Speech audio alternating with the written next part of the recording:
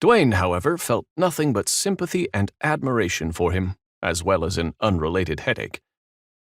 When their eyes met, he gave Major Puff a small nod of understanding. A moment of silence passed in which the puffin regained his composure. Without any bluster, he said to Duane, "I would appreciate it if you would be so kind as to keep this between ourselves." Balancing himself on just 3 legs, Duane leaned forward to extend to the puffin his paw in friendship. "I give you my word, Major Puff, that nothing will leave this cave." Thump!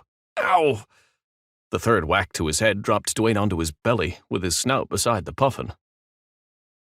You would be forgiven for thinking that the natural conclusion to this story is that Duane and Major Puff would leave the very cramped cave together and return to their respective homes. It certainly was what Duane and Major Puff were thinking. In fact, Major Puff said exactly that.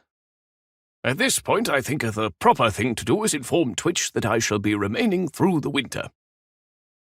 Duane, with his belly still flat upon the cave floor and believing he'd received his fair share of thumps for the year, smiled feebly and said, "Agreed." Then nothing happened. Major Puff cleared his throat. "Problem, Duane?" "I'm not sure," said the polar bear. "You're not sure?" asked the Major. Duane scrunched up his face and grunted as if he were trying to do a very difficult task. When he eventually stopped, he said, "I'm sure now. There is a problem. I'm stuck." "You're stuck?" confirmed the Major for the sake of clarity. "Completely stuck," Duane clarified further. "It really is a very cramped cave." "Indeed," replied the puffin, who was standing between a rock face and a polar bear's snout. "Suggestions?" Duane's head hurt.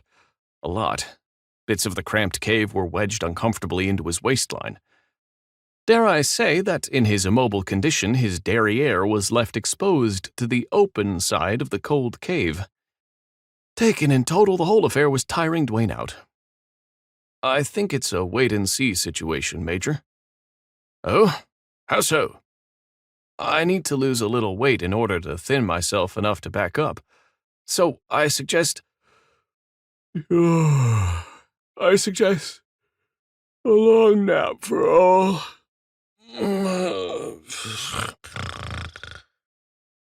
And that was that for the polar bear.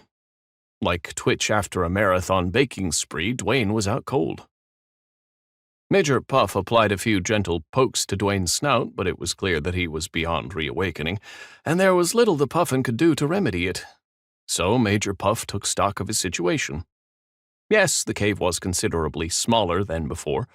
On the positive side, there was still air circulation, and with Duane now blocking most of the entrance, the cave was also insulated and warm. "Well, Major," he said to himself, "we are under siege, as it were, pinned down with nowhere to go. As a brave puffin warrior, our options have been reduced to 1. And so Major Puff squatted down beside Duane and promptly joined him in an extended nap.